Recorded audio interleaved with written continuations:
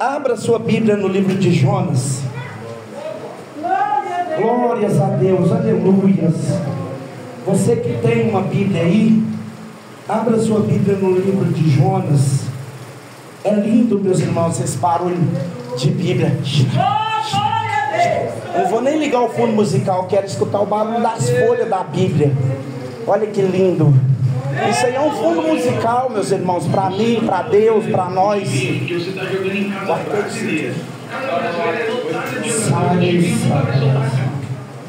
Até no fundo musical o diabo entra. Oh, Jesus amado. O fundo musical nosso é o barulho de Bíblia, ó, caçando. Oh, quando você caça, glorifica a Deus. Aleluias. Louvado seja o nome do Senhor. Graças. Quem está feliz com o Senhor, diga glória a Deus. Aquele que puder pôr sobre os seus pés para nós lermos a palavra santa do Senhor, faça isso em nome do Senhor Jesus. Graças a Deus, isto agora deu certo. Aleluia. Glória a Deus. Glória a Deus. Então tá chato. Jonas, irmãos, capítulo 2. Jonas, capítulo 2. Jonas, capítulo 2. Glórias a Deus, aleluias. Louvado seja o nome do Senhor. Irmãos, eu tenho um prazo para poder esperar você procurar, viu? Pode caçar tranquilo. Irmão, irmã que puder, ajuda a irmã Ângela ali, porque ela está numa peleja ali. Graças a Deus. Glórias a Deus, aleluia. Enquanto você procura, enquanto você espera alguém procurar, vai glorificando, não deixa a glória acabar não. Glória a Deus, aleluias. Louvado seja Deus. Jonas capítulo 2. Glórias a Deus. Pode ficar tranquilo, irmãos. Pode procurar ajuda aí, fazendo um favor. Glórias a Deus. É necessário que todos estejam com seus exemplares abertos, meus irmãos, porque é essa palavra que liberta, viu? É essa palavra que transforma. Assim. Pode sentar. Tranquilo. Aquele que não puder ficar em pé, não tem problema sentar não, viu?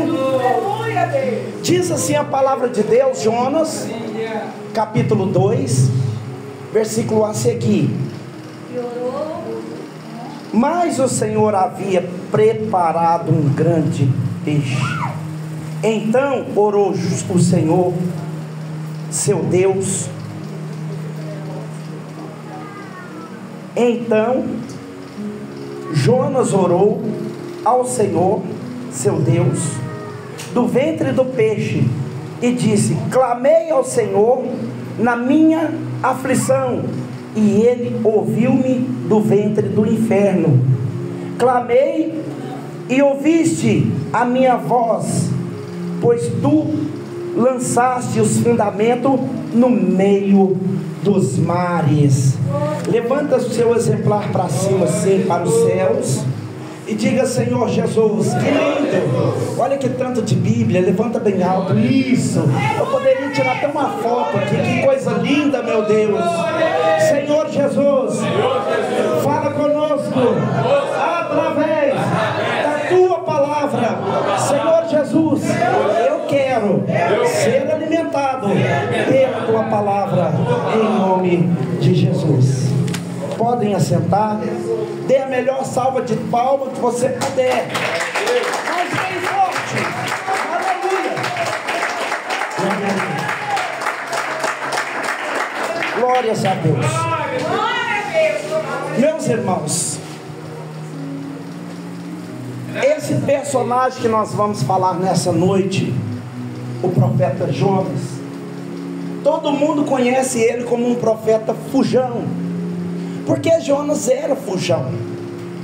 A palavra Jonas significa pomba. Deus tinha uma mensagem para colocar no pezinho da pomba, para lançar num lugar onde ninguém se nomearia a ir. né? Hoje, se chamar algum pregador aqui e falar assim: vai ali em Nova Serrana pregar, mas vou, o povo de lá é benção, vou, eu vou. Vai ali em BH ali levar uma mensagem lá na sede, lá no Cabana, vou. Se todo mundo se prontifica, vai levar, vou. Só que na época de Jonas, meus irmãos, Jonas ele foi levantado em 758 antes de Cristo. Na época do período de Jonas, havia 2 reis maligno. Só de pensar no nome eu já arrepio. Um deles era o Manassés. Ele reinou na época de Abacuque. Esse Manassés, de tão maligno que ele era, ele apresentava gente no sacrifício. Ele matava pessoa e colocava no altar de Baal e falava assim: Baal, desce para receber esse infeliz. E o outro era Jeroboão. Para mim pregar essa mensagem, eu tenho que fazer um pano de fundo para você saber do que se trata. Na época que o período que o Jonas assumiu o ministério, tinha um outro rei rebelioso, faccioso, que havia dividido o reino. Sempre os homens malignos é aqueles que conhecem a verdade, mas divide, faz divisão. E esse Jeroboão II, ele persuadiu 10 tribos de Israel. Foi quando Salomão morreu e passou o trono para o seu filho Roboão. Roboão assumiu o trono e começou a reinar, intensificou a carga horária nas costas do povo, aumentou a tributária, o atributo, e o povo começou a gemer debaixo do governo desse homem. Aí esse Jeroboão já não gostava muito de Salomão, quando Salomão era vivo. Chegou lá no reino do norte, no reino do sul, e falou assim: pessoal, vocês não tem que aceitar isso não, viu? Vocês é de Deus, que negócio é esse? Aumentando assim a carga horária e covardeando vocês? Não, eu vou nomear ser rei de vocês e vocês vão ver o que é viver. E a Bíblia diz, meus irmãos, que 10 tribos achou legal o que ele falou e desceu para o reino do norte, ali Samaria, Dan, Berseba e por ali, região seguinte ali. E nessa época eles começaram a colocar bezerro de ouro, né? Porque quem criou o bezerro de ouro foi o Arão, lá no deserto. Só que o Jeroboão habitou a prática, ele pegou a prática, copiou e começou a colocar, tirou os altares de Deus e começou a colocar bezerro de ouro, começou a colocar altar de bezerro de ouro, de maneira que todos estavam invocando o Deus maligno, o Deus fachada, o Deus falso. Ninguém mais adorava a Deus no reino de Israel, de maneira que Deus revelou para o profeta e falou: eu riscarei Israel do mapa. Deus falou: eu vou riscar Israel do mapa. Só que vai escutando, meus irmãos, Deus tinha que dar uma correção em Israel, não é verdade? Porque o filho, quando ele tem que ser punido, ele tem que ser covardeado. Sim ou não? Não, ele tem que ser corrigido. Não pode ser covardeado. Nosso Deus não faz isso. Quem faz isso é o maligno. O nosso Deus corrige para nós não ser julgados com o mundo. Então Deus queria corrigir, Deus queria dar uma correção. E quem que Deus ia usar? Deus ia usar uma nação vara de ferro para fazer isso. Quem era eles? A Síria. A Síria, meus irmãos, ela foi vocacionada para poder fazer isso em 568. A Síria foi vocacionada para fazer isso. Deus queria usar a Síria para fazer isso. Só que aqui nesse período de Jonas não tinha chegado essa época ainda. Mas eles eram muito mal. Havia 3 reinos, que eram os reinos mais perigosos do mundo, que ninguém se safava diante deles. O primeiro era o Egito. O Egito tinha carro, o Egito tinha cavalo, o Egito tinha financeiro, o Egito tinha arma de guerra, o Egito tinha homens bem-sucedidos na guerra, o Egito tinha academia para treinamento para a guerra, o Egito tinha lançamento de flecha, tinha flecheiro que não errava um fio de cabelo. O Egito era muito forte. Depois do Egito era A Babilônia. A Babilônia tinha um império devastante. Todo mundo tinha medo do império da Babilônia. Outro dia eu quero pregar, mas hoje vamos falar de Jonas. E o terceiro, que era o mais maligno, ele era menorzinho do que esses dois, mas ele era maligno. Por quê? Porque ele tinha uma prática de exoprofismo. Eles tinham uma prática de exoprofismo. O que é exoprofismo? O deus deles, a metade daqui para cima era de peixe e a metade daqui para baixo era de homem. Eles adoravam esse deus. E quando eles iam adorar, sabe o que eles faziam? Eles matavam o peixe, pegavam a víscera dos peixes, passavam no corpo e ficava aquele cheiro de peixe no ar. Irmãos, esse povo, eles eram tão ruins que eles, quando eles iam invadir, por exemplo, eles moravam em Nova Serrana, eles iam invadir Divinópolis, eles entravam ali, ó, na cidade perto aí, Itaúna, cortavam 30 cabeças ou 40 cabeças de pessoas e colocavam assim, ó, para poder falar: nós somos os piores dos piores dos piores que vocês conhecem. Vocês conhecem o Egito, por exemplo? Eles confiavam no Egito. Eles iam lá no Egito, cortavam 500 cabeças, colocavam na porta da cidade de Jerusalém e falavam assim: se vocês temem o pior, teme também o pior dos piores. Sabe o que eu estou falando de pior dos piores? Quando alguém entrava lá para pregar, eles pegavam esse alguém, arrancavam a pele dele inteira, assim, com ele em vida. Arrancava a pele dele, tirava a pele inteira e jogava sal, para a pessoa ficar ali, eles morrendo de rir, achando bom. Quando eles venciam a nação, eles matavam a mulher, covardeavam as mulheres, covardeavam os meninos, covardeavam os homens. Só que covardeava a mulher na frente do homem, para falar assim: você é um inválido. Por que você não reage? Eu estou fazendo com a sua mulher.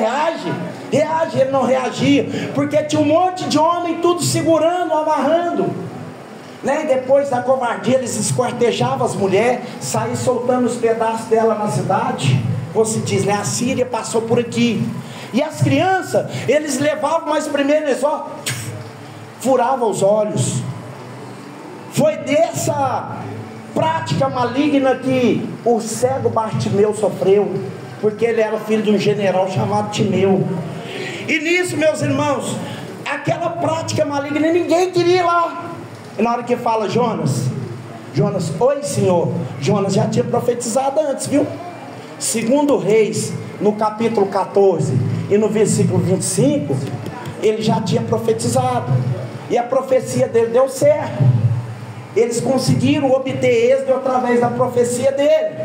Ele já era famoso porque a profecia dele se cumpriu. E agora ele é chamado de novo para profetizar. E aí Deus fala dele: Jonas, leva a mensagem agora na grande cidade chamada Nínive. E ele pega e pensa direitinho, ele fala: Nínive. Ele sabia que Nínive era a capital da Síria. Quem estava lá eram os ninivitas. Você está doido? Eu não vou lá não, Deus. Eu não vou lá não. O Haddad Nirai está lá, que era o rei da Síria naquela época. Eu não vou encarar o Haddad Nirai e nenhum dos outros soldados dele, eles são muito maus. Irmãos, Jonas morava numa cidade montanhosa de Zebulon. Se ele subia 70 quilômetros, ele ia chegar na cidade de Nínive. Sabe o que ele fez? Ele desceu 150 quilômetros para a cidade de Jope, porque quem sai da presença de Deus só desce. Não conheço um homem que largou Deus e andou para cima. Todo passo que ele dá é deslizativo, ele só anda para baixo. Me prova, pregador, provo. Jonas desceu para Jope, de Jope ele desceu para o porto, do porto ele desceu para o barco, do barco ele desceu para o casco do barco, do casco do barco ele desceu para o fundo do mar, do fundo do mar ele desceu para o fundo do peixe, e no fundo do peixe ele clamou: Deus, eu me arrependo de ter feito isso. E Deus falou: isso, meu filho, assim eu gosto. Porque Provérbios capítulo 28 e no versículo 13,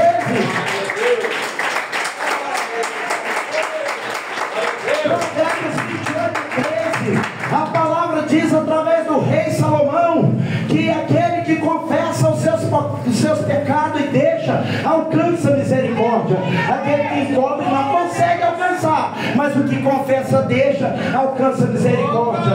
Aí ele estava lá, ó, no fundo do peixe. Ele estava lá no fundo do peixe. Sabe o que estava acontecendo no fundo do peixe? Eu vou acelerar. Sabe o que estava acontecendo? O suco gástrico do peixe desmanchando tudo que estava ao seu redor. Ele achou que ele estava no inferno. Ele via os trem tudo derretendo ao redor dele. Ele via tudo que caía dentro do peixe derretendo e ele intacto. Tudo derretendo e tudo ao redor e ele intacto. Sabe o que eu quero te dizer? Toda vez que você fugir, Deus vai preparar um grande peixe, mas não é para punição, mas é para proteção e permanência da chamada. Porque quando ele manda um grande peixe, ele te protege dentro do grande peixe. A Bíblia diz no livro de Salmo 91, no verso 7: cai 1000 ao teu lado, 10.000 ao teu lado, mas você fica intacto. Você fica intacto.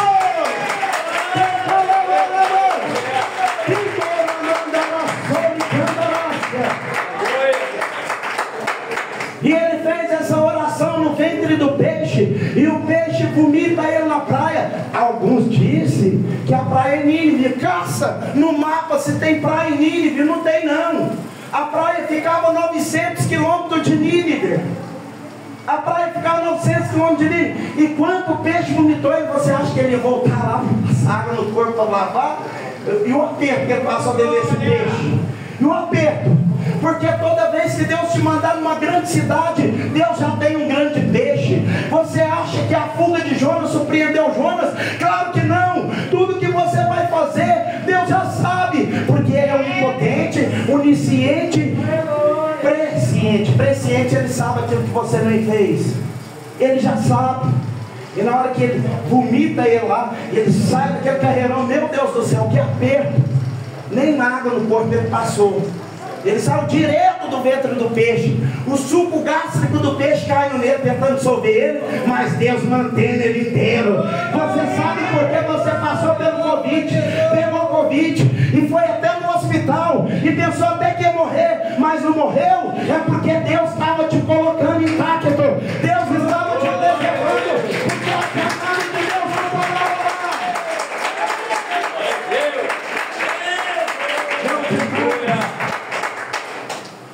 E Jonas então agora lá vai 900 quilômetros.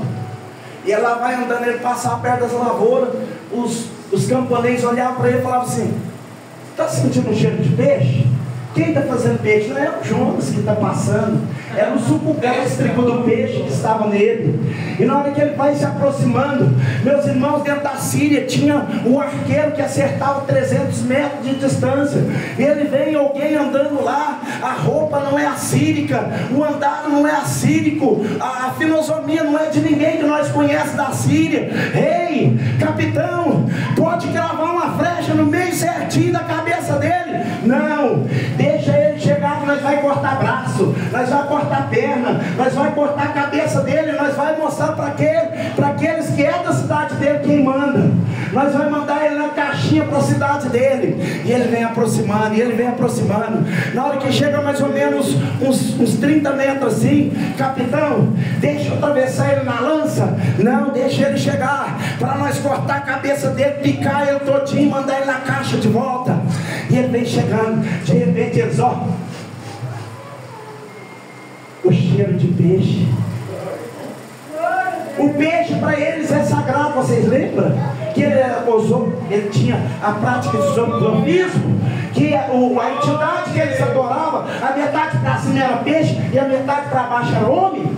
Pois é, aí Jonas vem andando, eles acharam que era um mensageiro do Deus deles, e começou a falar: não, ele é sagrado, não toca nele, tudo que tem cheiro de peixe aqui é sagrado, aqui nós não toca no sagrado. Aí Jonas chega morrendo de medo, sabe quem que eu sou? Eu sou o Jonas, eu sou o profeta que mora lá na terra de Zebulun, eu sou da terra de Israel, e eu vim aqui, não precisa falar não, pode entrar, nós já sabe quem você é. Sabe o que eu quero te dizer? Muitas das vezes as pessoas pessoas não te conhecem, porque nunca viu falar de você, mas a essência do Espírito de Deus que está em você vai na frente, e quem não te conhece vai passar a te conhecer, não porque você é, mas porque o cheiro suave do Espírito de Deus está em você.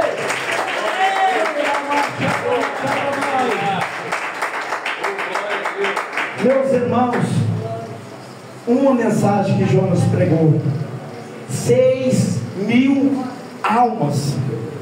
6.000 almas. Olha aqui como é que está o livro de Jonas. No capítulo 1 ele foge. No capítulo 2 Deus faz outra chamada. Aliás, no capítulo 1 e no versículo 3 Deus faz uma chamada e ele permanece fugindo. No capítulo 1 e no versículo 4 Deus envia uma tempestade. No capítulo 1 e no versículo 7 Deus chama os marinheiros para conversar com Jonas. No capítulo 1 e no versículo 17 o Senhor envia um grande peixe, porque ele estava fugindo, mas o transporte já estava preparado. Lembra que o nosso Deus é presciente? Deus já sabia que ele ia fugir, porque se tivesse mandado Abacuque ele tinha morrido, tivesse mandado Obadia ele tinha morrido, se tivesse mandado Oséias ele tinha morrido, qualquer outro que fosse na batalha tinha morrido, porque ele estava pronto para matar qualquer um que chegasse lá falando de Deus. O Deus deles já estava definido. Mas Jonas chega com cheiro de peixe, e o peixe era a adoração exclusiva deles.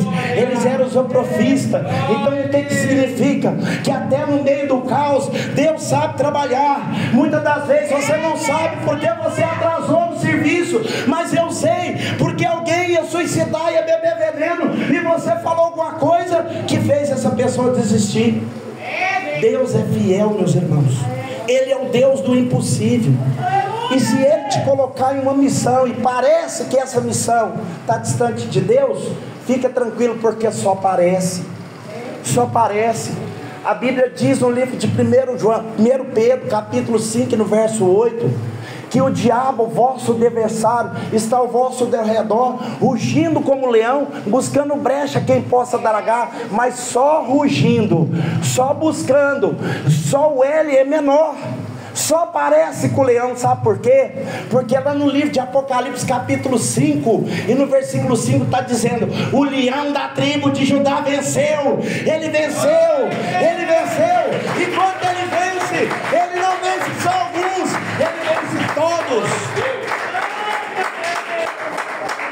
Aleluias. Então, a mensagem que eu tenho para você nessa noite é essa: o ano está acabando, até aqui o Senhor te ajudou. Quantas vezes você foi no hospital? Quantas vezes você passou no funil? Quantas vezes você sofreu sofrimento que parecia que não ia passar? Quantas vezes você chorou porque perdeu alguém que você não queria perder, mas alguém foi embora, mas você está aqui. A vida não para para você, para você, para você. A vida não para para os que ficaram. Vamos avançar. O Deus de Jonas é o nosso Deus. O Deus de Jonas é o nosso Deus, meus irmãos. E aquilo que eu não falei, que o Espírito do Senhor